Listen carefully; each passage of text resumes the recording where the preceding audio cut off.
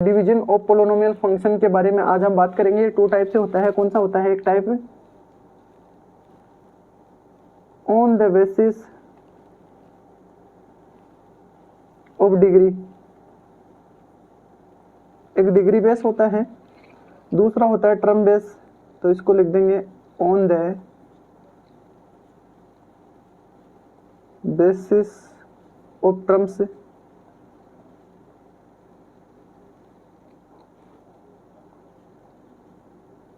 इसको टर्म लिख दो या टर्म्स लिख दो, कोई दिक्कत नहीं है। अच्छा, अब बात कर लेते हैं डिग्री बेस की कि सर डिग्री बेस क्या होता है। डिग्री बेस क्या होता है, ध्यान से सुनिएगा। हमने पोलिनोमियल फंक्शन की जब बात की थी तो हमने बोला था कि पोलिनोमियल फंक्शन एन डिग्री का पोलिनोमियल फंक्शन है। फिर हमने पोलिनोमियल फंक्शन जो लिखा था उसको काटा था, जहाँ से काट रहे थे वही पार्ट बन रहे थे। तो एक बार पोलिनोमियल फंक्शन को मैं लिख देता हूँ कि क्या है आपका पोलिनोमियल फंक्शन। यहाँ लिख रहा हूँ f of x equal to a n x की power n plus a n minus one x की power n minus one plus a n minus two x की पावर एन माइनस टू। इस तरीके से चलते चलते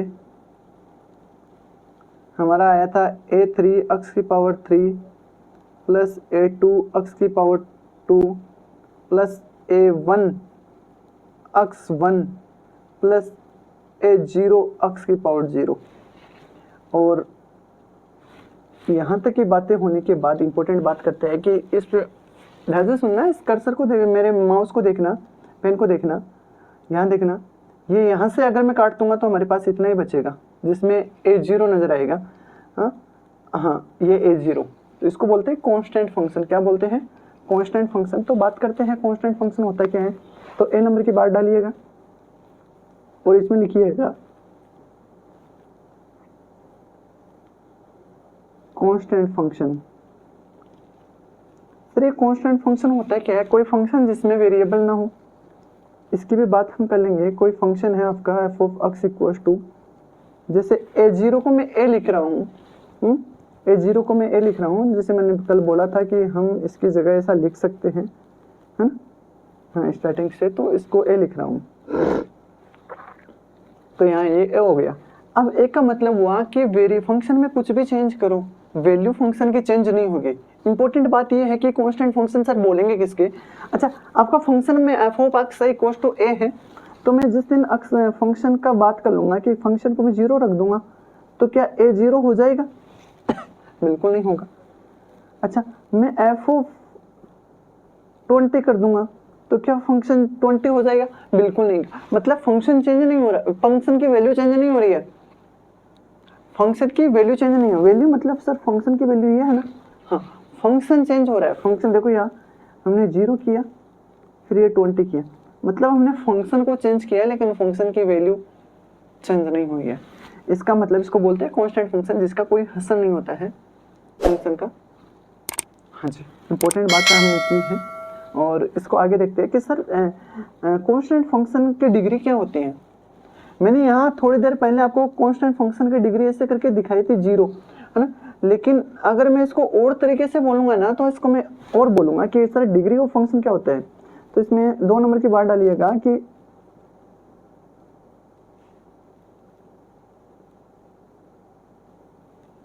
डिग्री ऑफ फंक्शन ये हो जाएगा आपका, डिग्री ऑफ फंक्शन आपका हो जाएगा अनडिफाइंड। फंक्शन का मतलब मैं अक्स के ले लेता हूँ कि अक्स की डिग्री क्या है, डिग्री ऑफ अक्स, तो उसको बोल देंगे हम।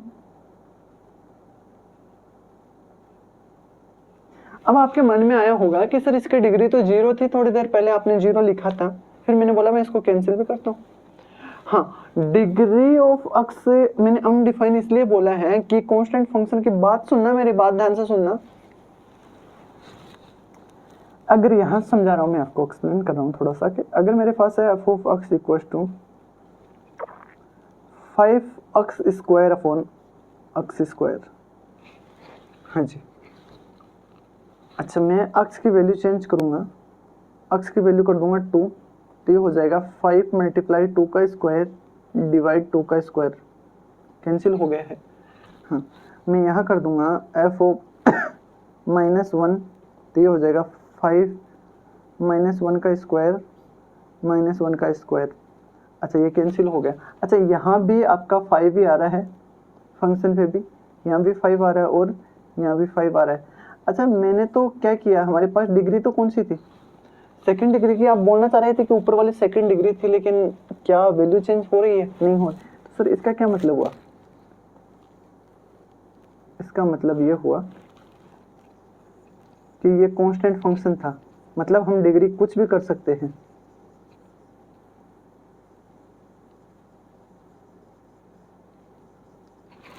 अरे हाँ ना, तो बोलिएगा। तो इसलिए हमने बोल दिया है कि ये फंक्शन अनडिफाइन है।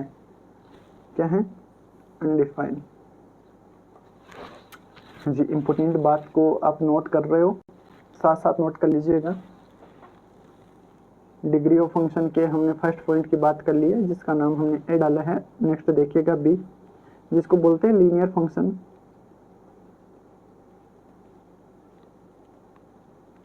अच्छा लीनियर फंक्शन की हम बात करेंगे कि सर लीनियर फंक्शन क्या होता है। लीनियर फंक्शन वो फंक्शन होता है जिसकी डिग्री 1 होती है। लीनियर फंक्शन वो फंक्शन होता है जिसकी डिग्री 1 होती है। इंपॉर्टेंट बात है, सबसे इंपॉर्टेंट बात है कि इन फंक्शनों के बारे में पहचान। अच्छा टारगेट वाले बैच वाले बच्चे और जो 12th वाले बच्चे हैं उनको मैं बताना चाहता हूँ कि थोड़ा सा सब्र रखिएगा। जो 11th वाले आपके छोटे भाई बहन है ना, हाँ उनको हम साथ ले लेते हैं। हाँ मैं वादा करता हूँ आप 2 दिन में उनके साथ आ जाओगे, इससे ज़्यादा करवा दूंगा आपको। जो बच्चे मेरे पास कल कमेंट आ रहे थे कि सर हम नॉन फाउंडेशन से फाउंडेशन में आए हैं तो थोड़ी सी दिक्कतें आ रही है, इसलिए थोड़ा स्लो ले रहा हूँ, थोड़ी देर में ही हम अपने बेस पे आ जाएंगे। तो सब्र रखिएगा भाई, ऐसा नहीं है कि आप बोर होते रहे हो, है ना, और बोलो भी ना। थोड़े से देर 5-10 मिनट की बात है, ये डिवीजन ऑफ पोलिनोमियल फंक्शन में करवा देता हूँ, उसके बाद खींचेंगे, है ना, मतलब उनको मैं अपने बेस में लेके आ रहा हूँ। अच्छा तो बोलते रहे ना कि हमने एक फंक्शन लिया है जिसकी डिग्री 1 है, लीनियर का मतलब 1 है जिसकी, तो इसको हमने लिखा है ax plus b, ax plus b. अच्छा सर इसकी डिग्री ऑफ x क्या बोलोगे, इसकी डिग्री ऑफ x क्या बोलोगे, डिग्री ऑफ x तो मैं बोलूँगा 1 है। अच्छा इसका कोई आप एक एग्जाम्पल दीजिएगा ना, कि लीनियर फंक्शन का कोई एग्जाम्पल दीजिएगा, कोई भी एग्जाम्पल टाइप कर दीजिएगा आप, कोई भी बचा ही नहीं बचा, कोई टाइप कर सकता है कि इसका एक एग्जाम्पल। भूमिका ने टाइप किया है 3x प्लस 1 -1 या +1 कुछ भी ले लीजिएगा। हाँ जी हाँ कुछ भी। अच्छा आप ये बोल रहे हो कि 2x प्लस 7 लगा दीजिएगा, अरे कुछ भी जिसमें x की पावर 1 हो। अच्छा आप बोल रहे हो कि 3x, हाँ ये भी लीनियर है। इसमें जो ये आपका b वाला पार्ट है ये 0 है, आप नजर से देखो थोड़ा। इंपॉर्टेंट बात की हम गहराइयों में जा रहे हैं। हाँ कभी आप ऐसे नहीं कर सकते, कभी आप ऐसे नहीं कर सकते कि 0x प्लस 3, ये कभी भी आपका लीनियर नहीं है, नॉट लीनियर। सर ऐसा क्यों किया आपने। मैंने आप एक दिन आपको कल मॉर्निंग में एक बात बोली थी कि किसी भी पोलिनोमियल फंक्शन का लीडिंग कोफिशिएंट 0 नहीं होना चाहिए। आपने लीडिंग कोफिशिएंट को मार डाला,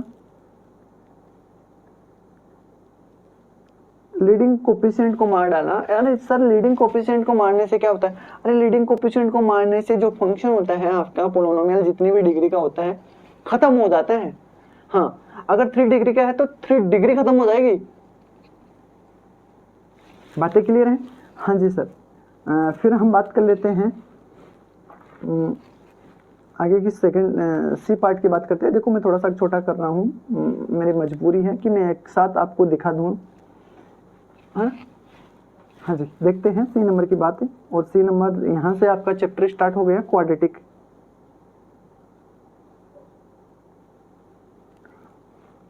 क्वाड्रेटिक इक्वेशन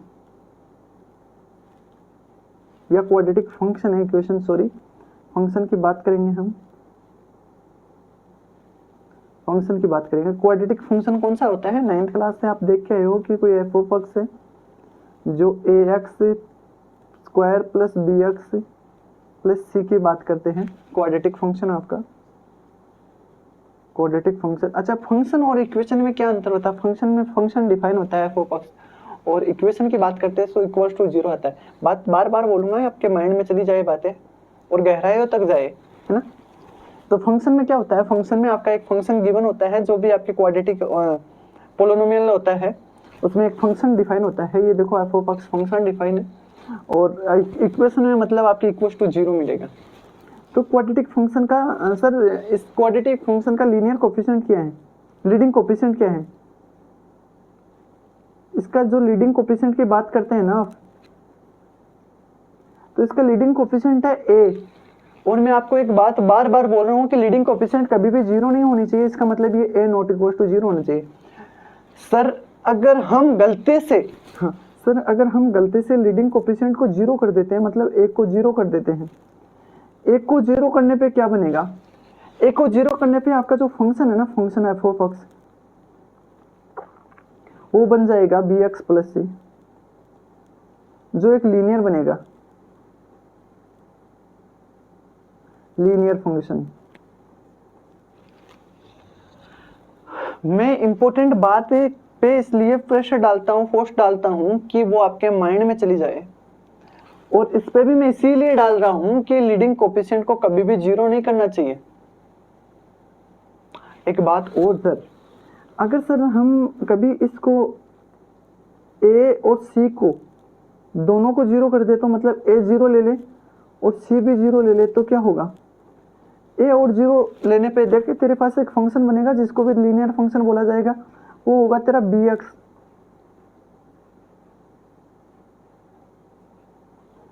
और मैं ये बोलता हूँ कि ये जो लीनियर फंक्शन है ना, लीनियर फंक्शन, ये तेरा ओरिजिन से पास होगा,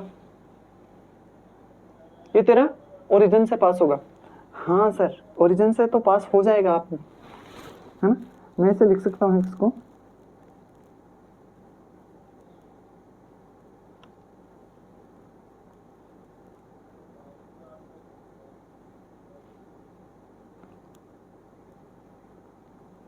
हाँ जी। लेकिन सर ये जो आपने लीनियर फंक्शन लिखा है, ये इवन है या ओड? तो सर ये इवन ओड की कौन सी कहानी हो गई आपकी, इवन ओड कहाँ से आ गया?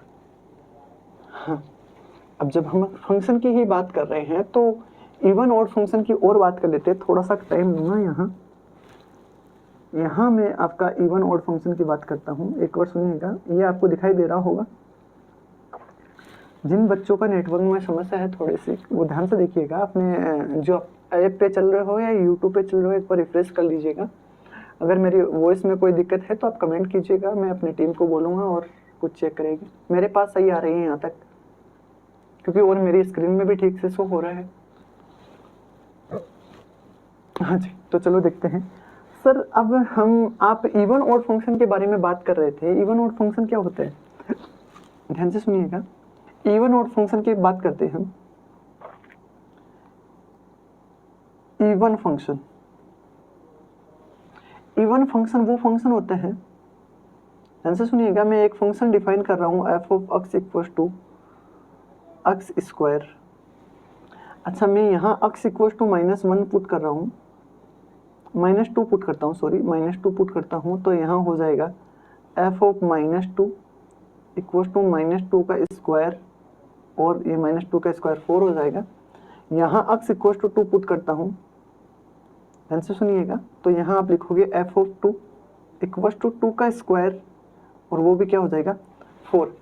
अब इम्पोर्टेंट बात है कि यहाँ से इवन ऑड का पता चलता है कि जब आप एफ ऑफ -2 और एफ ऑफ 2 की वैल्यू जब सेम आ जाती है, एफ ऑफ -2 और एफ ऑफ 2 की वैल्यू जब सेम आ जाती है, तो इस फंक्शन को बोला जाता है इवन फंक्शन।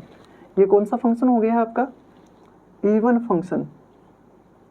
तो सर ये इवन फंक्शन कब कब बनता है, तो ये इवन फंक्शन बनता है इवन पावर पे, जब f of x equal to x की पावर 2n हो। मतलब हाँ, 2n मैंने ऑलरेडी इवन बना के दिया आपको। मैं आपको ये बोल रहा हूँ कि 2n, अच्छा मैं इसको और तरीके से बना दूं, जैसे मैं एक्स की पावर यहाँ n की जगह m लेता हूँ मैं, तो मैं ये बोलूँगा कि जो m है, m इज इवन नंबर। यहाँ मैंने जो m लिया है इसको मैंने इवन नंबर डिफाइन किया है, जबकि मैंने यहाँ ऑलरेडी आपको इवन बना दिया है, ऑलरेडी इवन बना के दिया है मैंने। हाँ सुनिएगा, अब मैं बात करता हूँ आपके ओड फंक्शन की। ओड फंक्शन क्या होता है? एक ऐसा फंक्शन डिफाइन कर रहा हूँ जिसकी पावर ओड होती है।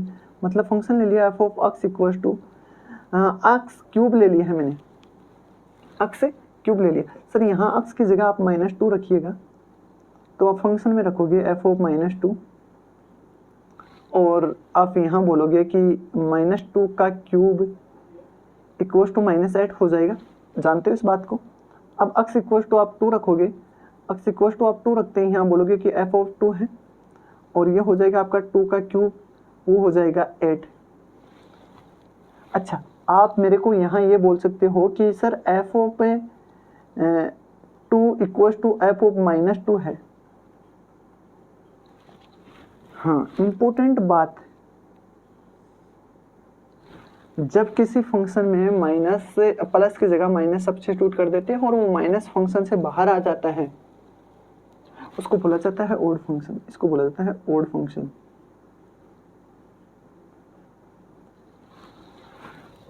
अच्छा, इंपॉर्टेंट फंक्शन की मैंने बात की है, तो मैंने जानबूझ के इस फंक्शन की बात की है, वो जानबूझ के, क्योंकि ये आपकी जिंदगी भर काम आने वाला है, ये उम्र भर काम आने वाला है। अगर आपकी दुनिया मैथमेटिक्स रही तो ये है मोस्ट इंपॉर्टेंट, लिख लीजिएगा अलग से। अगर इसमें कोई डाउट है तो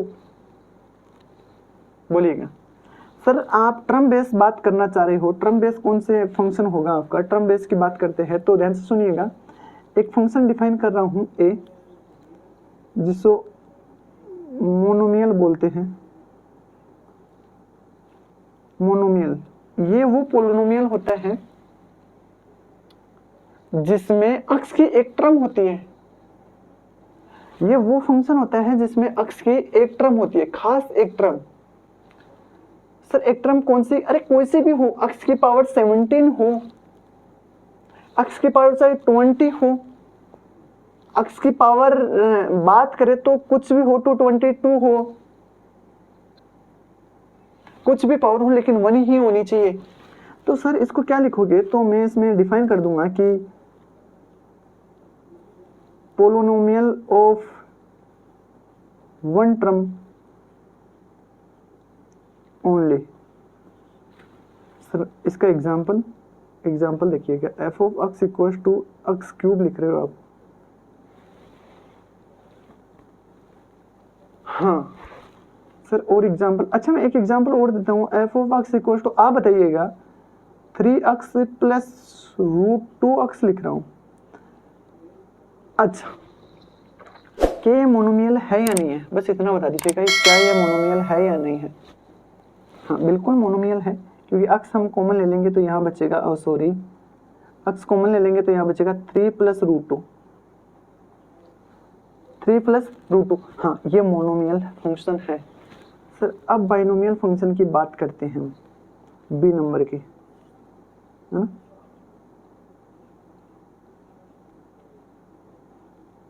बाइनोमियल फंक्शन, बाइनोमियल पोलिनोमियल वो फंक्शन होता है जिसमें टर्म्स मोर देन 1 होती है, मोर देन 1 होती है। तो इसको मैं मोर देन 1 को मैं 2 से ही रिप्रेजेंट कर देता हूँ, जिसमें टर्म 2 होती है।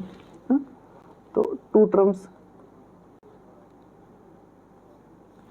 एग्जाम्पल के लिए लेना चाहते हो लिख लीजिएगा, f of x equal to, example में दिखाई दूंगा, कोई दिक्कत नहीं है, एक्स की पावर 17 प्लस 7 एक्स की पावर 5।